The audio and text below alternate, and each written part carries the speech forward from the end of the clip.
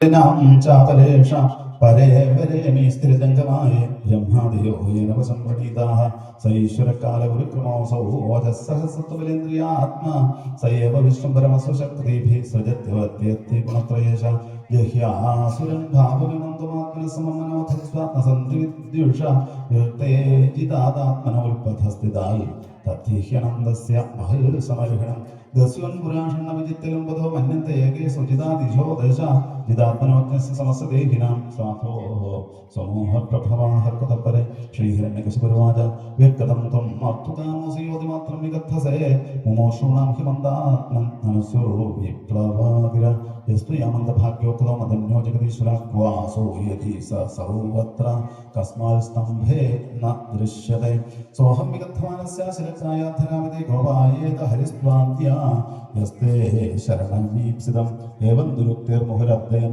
रुषा सुदं महाभागवतं महासुर खड्गं प्रगृह्योल्पतितोपरासनाल् स्तम्भं तताडातिमल सुमुष्टिनाम् तदैव तस्मिन्निनदो दीभीषणो बभूवैनाण्डकटाहमस्फुटल् यं वै स्वधिष्ण्योपगतं त्वजादय श्रुत्वा स्वधामाप्यमङ्गमेनिरे स विक्रमन् पुत्रवधेत् सुरोजसा निशम्य दर्शादमपूर्वमद्भुतम् अन्तः सभायां न ददर्शदल्पदं वितत्र सूर्येनासुरारीयोथवाः सत्यं विधातुं निजभृत्यभाषितं व्याप्तिं च भूतेष्वखिलेषु चात्मन अदृश्यतात्यद्भुतरूपमुद्वहन् स्तम्भे सभायां नमर्गं नमानुषं सर्वत्र गोविन्दनामसङ्कीर्तनं गोविन्द गोविन्द हरे नारायण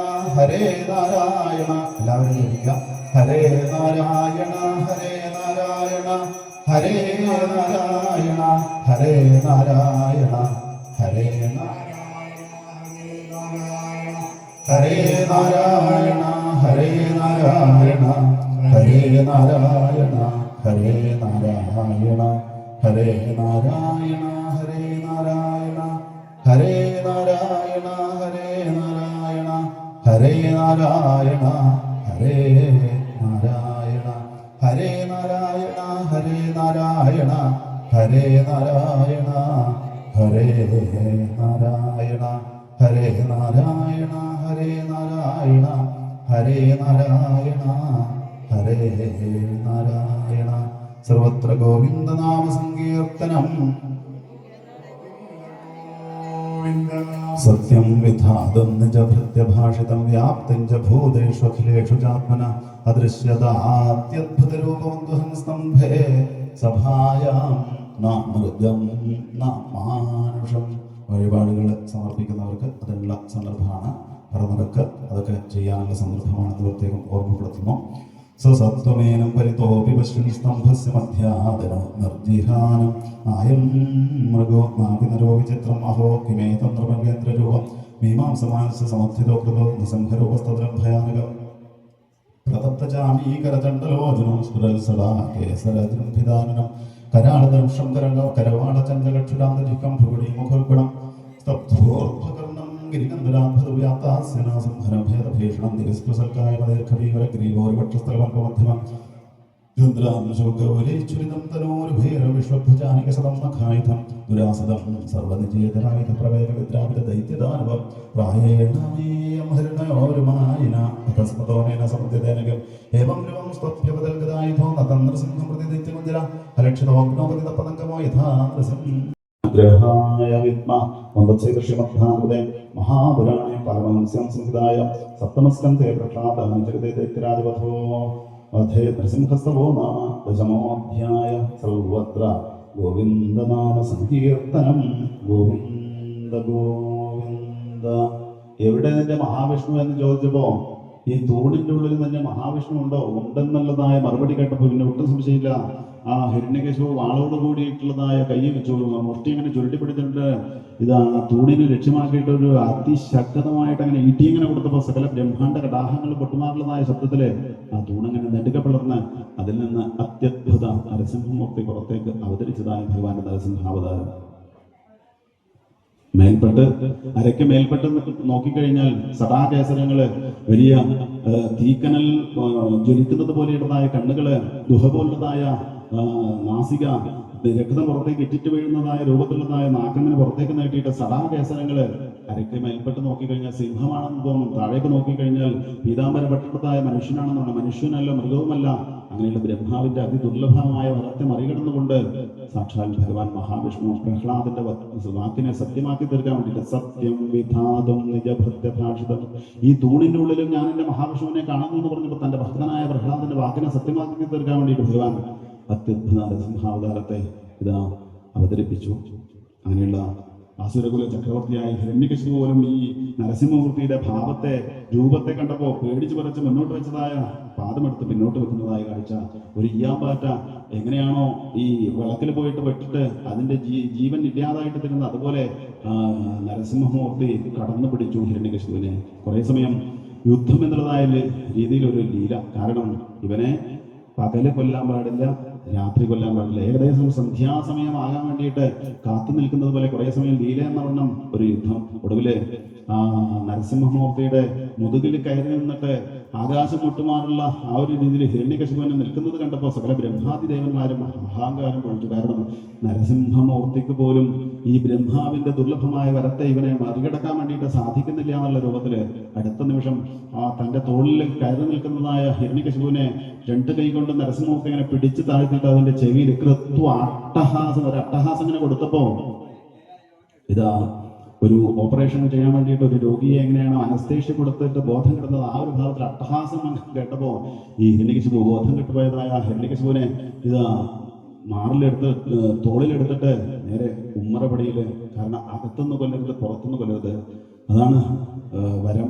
അപ്പോൾ പാഠശാലയുടെ അകത്തുമല്ല പുറത്തുമല്ല ആ ഉമ്മറപ്പടിയിൽ അവിടെ ഇരുന്നിട്ട് അവന്റെ ഹിരണ്യകശിപുവിന്റെ ശരീരം തന്റെ മടിത്തട്ടിൽ അങ്ങനെ വെച്ചിട്ട് അവന്റെ ശരീരം അങ്ങനെ രണ്ട് ഭാഗത്ത് പിടിച്ചിങ്ങനെ വളച്ചു പിടിച്ചപ്പോ മാറിൽ നിന്ന് രക്തം അങ്ങനെ തിളക്കുന്നത് കണ്ടപ്പോൾ തന്റെ കൂർത്തുമൂർത്ത നഖാഗ്രങ്ങൾ കൊണ്ട്, ഉണക്കൽ കൊണ്ട് കൊല്ലരുത്, പച്ച കൊണ്ട് കൊല്ലരുത്, അങ്ങനെയുള്ള കൂർത്തുമൂർത്ത നഖാഗ്രങ്ങള് ഹിരണ്യകശിപുവിന്റെ മാറിലേക്ക് അങ്ങനെ കുത്തി ഇറക്കിയപ്പോ അതിൽ നിന്ന് രക്തം പുറത്തേക്ക് കുടുകൂടി ഇങ്ങനെ വരുന്നത് കണ്ടു. ഏതായാലും ശരീരം പൊളിച്ച് മാറ് പൊളിച്ചു നോക്കി ഇതിന്റെ അകത്ത് എന്തെങ്കിലും നല്ലൊരു സാധനം ഉണ്ടോ നോക്കിയപ്പോ നല്ലതൊന്നും കണ്ടില്ല. കുടൽമാലയാണ് കിട്ടിയത് ഹിരണ്യകശിപുവിന്. ആ കുടൽമാല എടുത്തിട്ട് കഴുത്തിലിങ്ങനെ അണിഞ്ഞ് ജീവൻ ഇല്ലാതായിട്ട് തരുന്ന ഹിരണ്യകശിപുവിന്റെ ശരീരം ദൂരേക്ക് വലിച്ചെറിഞ്ഞിട്ട് അവിടുന്ന് ബ്രഹ്മാദി സകല ദേവന്മാരെ നോക്കിയിട്ട് നരസിംഹമൂർത്തി അവിടുന്ന് ഒരു അട്ടഹാസം, ഒരു അട്ടഹാസം അങ്ങനെ കൊടുത്ത് സകല ബ്രഹ്മാദി ദേവന്മാർ കിട്ടക്കിട്ടെ അങ്ങനെ വർദ്ധിക്കുന്നതായ സന്ദർഭത്തിലെ സകല ബ്രഹ്മാദി ദേവന്മാരും നരസിംഹമൂർത്തിയുടെ ആ കോപത്തെ അടക്കാൻ വേണ്ടിയിട്ട് അവിടുന്ന് അതിഗംഭീരമായിട്ട് സ്തുതിച്ചു.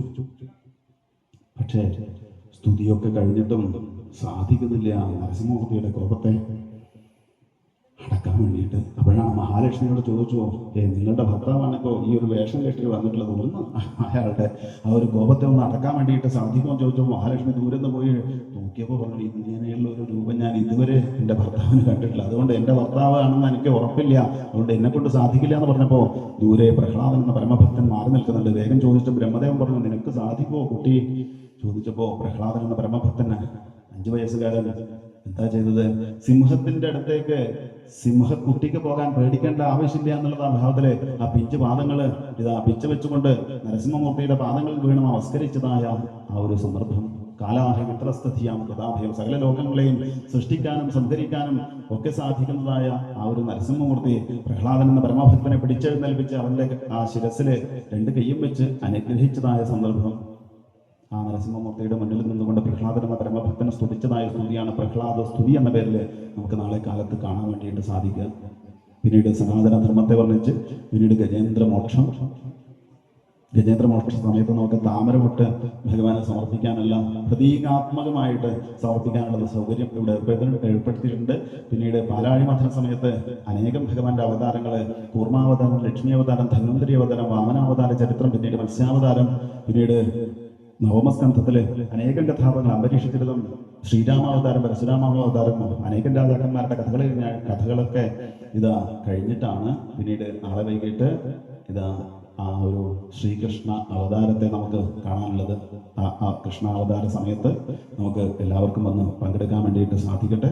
പാൽപ്പായസം, അത് കദളിപ്പഴം, പട്ടുകോണകം, അതേപോലെ താമരപൊട്ട് ഇതൊക്കെ സമർപ്പിച്ചിട്ട് നമ്മുടെ ജീവിതത്തെ ധന്യമാക്കി തീർക്കാൻ വേണ്ടിയിട്ട് സന്താനം ഇല്ലാത്തവർക്ക് ഉള്ള സന്താനം നല്ലതായിട്ട് തീരാൻ വേണ്ടിയിട്ട് പറമറച്ച് പ്രാർത്ഥിക്കാനൊക്കെ നമുക്ക് സാധിക്കട്ടെ. അങ്ങനെയുള്ള നാളത്തെ പ്രധാനപ്പെട്ട ഭാഗങ്ങൾ ഏതായാലും ഈ ഒരു നരസിംഹ അവതാരം കാണുകയും കേൾക്കുകയും ചെയ്ത എല്ലാ ഭക്തന്മാർക്കും നരസിംഹമൂർത്തിയുടെ പരിപൂർണമായ അനുഗ്രഹം ഉണ്ടാകട്ടെ എന്ന് മാത്രമല്ല, നമ്മുടെ ജീവിതത്തിലുള്ളതായ സകല ഭയത്തെയും നമുക്ക് ഇല്ലാതാക്കി തീർത്തിട്ട് സധൈര്യം ഈ നരസിംഹമൂർത്തിയെ ഹൃദയത്തിൽ കണ്ടുകൊണ്ട് സധൈര്യം മുന്നോട്ട് നല്ല ജീവിതം നയിക്കാൻ വേണ്ടിയിട്ട് നമുക്കൊക്കെ ആ നരസിംഹമൂർത്തിയുടെ പരിപൂർണമായ അനുഗ്രഹം ഉണ്ടാകട്ടെ എന്ന് ഈ ഒരു സന്ദർഭത്തിൽ നമുക്ക് എല്ലാവർക്കും ആ നരസിംഹമൂർത്തിയോട് ഇതാ അപേക്ഷിക്കാം. സർവത്ര ഗോവിന്ദനാമ സങ്കീർത്തനം ഗോവിന്ദ ഗോവിന്ദ.